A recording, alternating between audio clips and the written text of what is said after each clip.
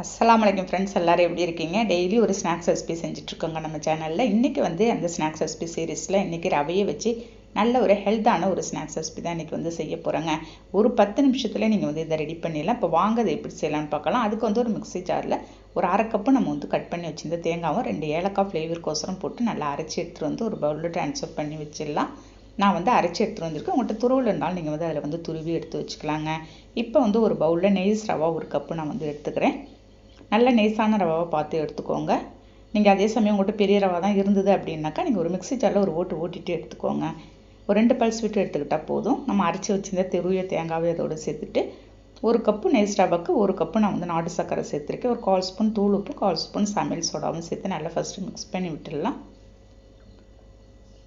காய்ச்சி ஆற வச்சு எடுத்து வச்சுருந்தா பசும்பாலை எடுத்து ஒரு அரை டம்ளர் எடுத்து கொஞ்சம் கொஞ்சமாக சேர்த்து மாவு வந்து ஒரு சரியான கன்சிஸ்டன்சிக்கு மிக்ஸ் பண்ணிக்கலாம். நம்ம குயிக்காக நம்ம செஞ்சிடலாங்க. என்ன செய்யணும்னு யோசனை பண்ணிகிட்டே இருக்கும்போது நீங்கள் நினச்ச உடனே வீட்டில் ரவை இருந்தால் மட்டும் போதும், நம்ம இந்த ஸ்நாக்ஸ் ரெசிபி ரெடி பண்ணிடலாம். பாருங்கள், கரெக்டாக மிக்ஸ் பண்ணிவிட்டு நான் வந்து ஒரு அரை டம்ளர் பால் தான் எடுத்திருக்கேன். நீங்கள் காய்ச்சி ஆற வச்சு நல்ல ஒரு கொஞ்சம் திக்கான பாலாக எடுத்துக்கோங்க. பாருங்கள், எல்லாத்தையும் நல்லா மிக்ஸ் பண்ணி ஈக்குவல் பண்ணிவிட்டு நான் வந்து ஒரு 10 நிமிஷம் அப்படியே வந்து ஊற வச்சிட போகிறேன். ஏன்னா அந்த பாலோட அந்த ரவை எல்லாம் அப்சர்வ் ஆகி வரட்டும். நல்லா ஊறி வந்தால் தான் நமக்கு வந்து நல்ல டேஸ்ட்டாகவும் இருக்கும், நல்ல சாஃப்டாகவும் இருக்கும். அதே சமயம் கரெக்டாக ஒரு 10 நிமிஷம் கழித்து தான் நான் வந்து பார்த்துருக்கேன். பாருங்கள், நல்லாவே ஊறி வந்திருக்கு பார்த்தீங்களா. எல்லாத்தையும் திரும்ப ஒரு மிக்ஸ் கொடுத்துடலாம். நம்ம ஸ்வீட் சேர்த்து செய்கிறதுனால நம்ம எல்லாருமே விரும்பி சாப்பிட்டுடலாம். நல்லா ஹெல்த்தாகவும் இருக்குங்க. நம்ம நாட்டு சர்க்கரை சேர்த்துருக்கிறதுனால ஒரு குழிப்பணியார் பண்ணி ஸ்டவ்வில் வச்சு கொஞ்சமாக ஒரு அரை அளவுக்கு நான் வந்து எண்ணெய் சேர்த்துட்றேன்.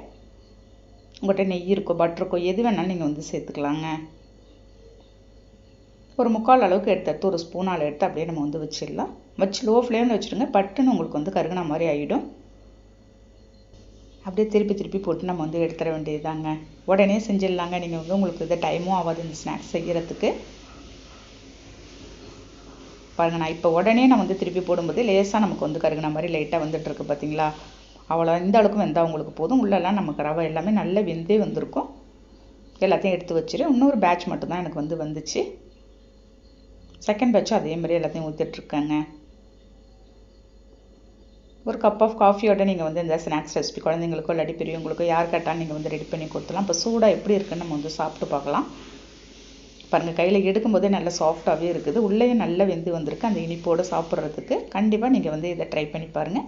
வீடியோ பிடிச்சிருந்தா லைக் பண்ணிவிட்டு ஷேர் பண்ணுங்கள். மறக்காமல் அப்படியே சப்ஸ்கிரைப் பண்ணிவிடுங்க. நெக்ஸ்ட் வீடியோவில் பார்க்கலாம். Okay, thank you, by.